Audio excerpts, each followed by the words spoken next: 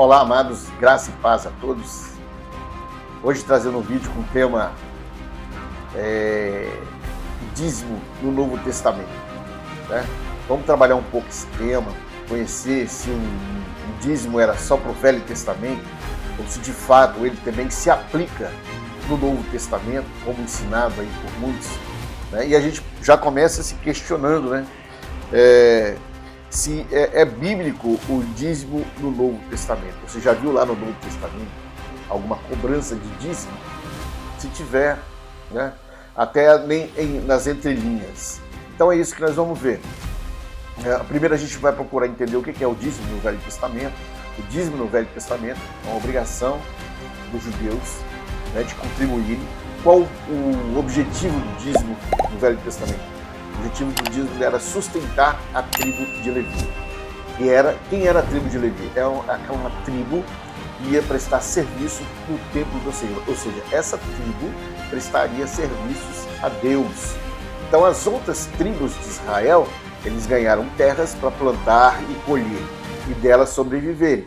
Essa tribo de Israel não ganhou terra, ela ficou somente para trabalhar no templo de Deus, levando a palavra de Deus para todos, Israel, trazendo conforto, as leis, né? Então ele era sustentado por esses dízimos. Ou seja, a tribo de Israel trazia os dízimos para o templo, o dízimo do dízimo ficaria no templo e os outros dízimos ficariam com a tribo de Levi. Olha, lá na tribo de Levi tinha mulheres, crianças, velhos, né? Adolescentes. E como que eles se sustentavam? Se sustentavam dessa forma. Eles ganharam 48 cidades para viver. Nessas 48 cidades, eles tinham campos também em volta, onde eles poderiam criar seus animais. E dali eles poderiam comprar e vender também, independente do dízimo que entrava. Mas eles precisavam trabalhar no templo do Senhor. Como é que era? Todo mundo que era da linhagem de Arão era um levita, da tribo de Levi, mas quem saía na descendência de Arão era sacerdotes e sumos sacerdotes. Quem não era descendente de Arão eram os levitas, que trabalhavam como porteiro, trabalhavam como jardineiro, trabalhavam como administradores, trabalhavam como louvoristas, né? E várias outras funções que existiam no templo. O templo, para quem não sabe, funcionava 24 horas. Existiam turnos de músicos, né? Existiam turnos ali. Então, ali, Deus tirava 10% dos dízimos, dos 10%, para ficar ali, para manter esse pessoal ali dentro. É como se fosse uma fábrica, né? Você vai numa fábrica grande, lá tem os seus restaurantes, onde tem os seus alimentos, que lá o pessoal tem, na hora do almoço, sai, vai lá, almoça e volta para trabalhar. Exatamente assim. Então, os levitas não precisavam trabalhar fora, trabalhavam somente para Deus e eram sustentados. Esse era o dízimo. O dízimo era dado em alimento. Por que era dado em alimento? Não tinha dinheiro naquela época? Não circulava dinheiro? É por isso? Não, circulava dinheiro sim. Se você for pegar aqui, ó, em Levítico, em Neemias, capítulo 10 de Neemias, tá assim, ó. Não é nem o capítulo 10 de Neemias, eu vou pegar aqui em Neemias 7, 71 e 72. E diz assim, ó: e alguns dos chefes dos pais contribuíram para o tesouro da obra em ouro. Olha, contribuíram em ouro 20.000 dáricos, ou dracma, e em prata 2.200 libras. Então a gente percebe, né, que aqui eles estavam comercializando a moeda corrente, era em dracmas, que era uma moeda de ouro, e em libras, que era uma moeda de prata. Tinha ali seus valores. Eles compravam e vendiam com essa moeda, né?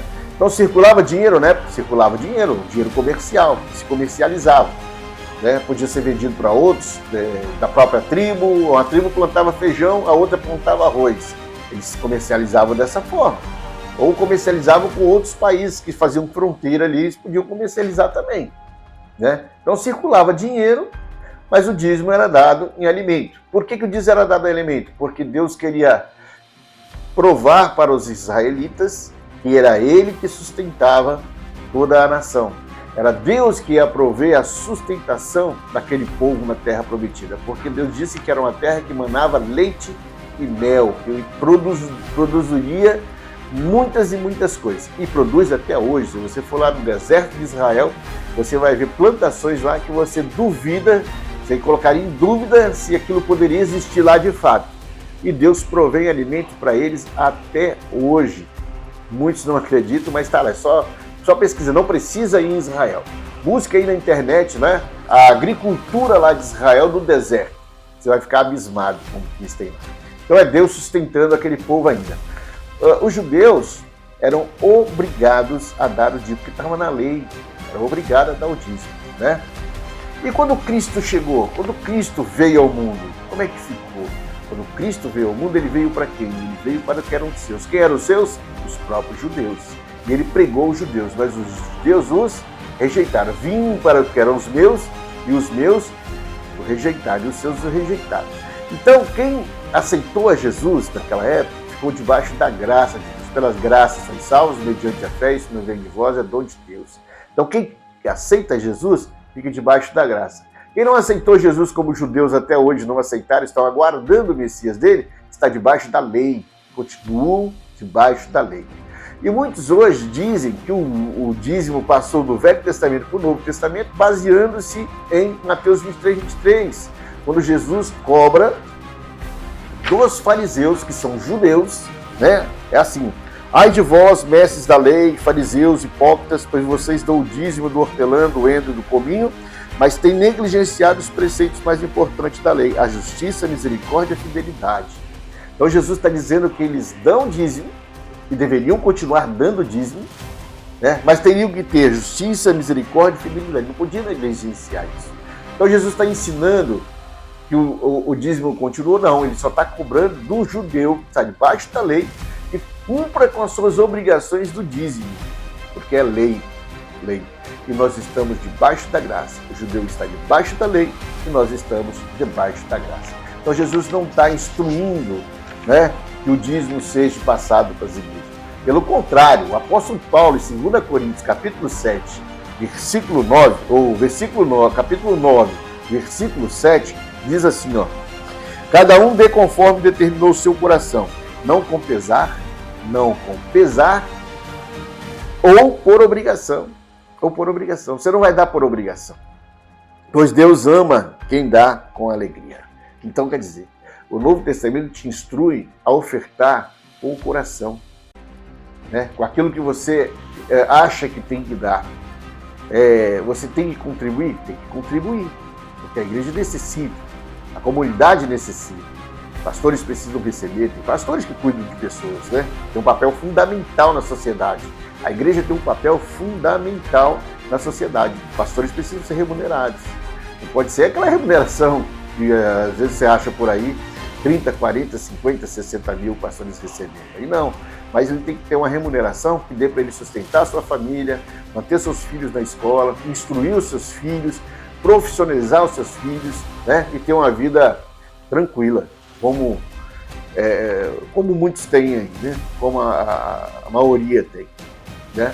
Então é necessário, mas que você contribua com o seu coração, contribua aquilo que está no seu coração, mas não por obrigação.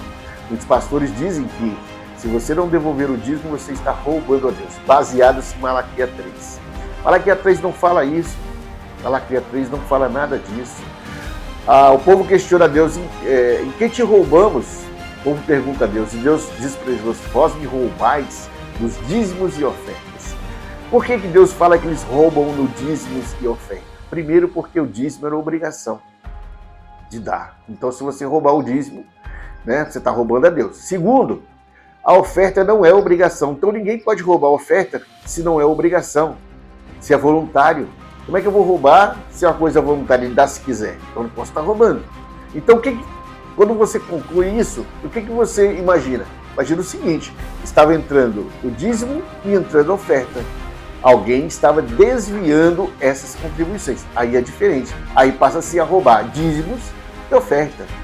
Estava havendo um desvio por parte daqueles que estavam à frente daquele recebimento de dízimo na época, né? As pessoas que estavam recebendo aquele dízimo, alguém estava desviando. Para benefício próprio, eu não sei, né? Para enriquecimento ilícito. Talvez você já tenha visto até isso hoje em dia, alguém enriquecendo às custas de contribuições, às custas de dízimos. E isso eu não preciso provar, é só na internet, buscar lá na internet que você vai ver muita gente riquinha, com seus carrões, com seus aviões, com suas fazendas, com suas viagens internacionais, com as suas férias no exterior. Aí, não sei se Jesus praticava esse tipo de coisa. Eu nunca vi na Bíblia escrito, não, Jesus era dessa forma aí. Mas você vê.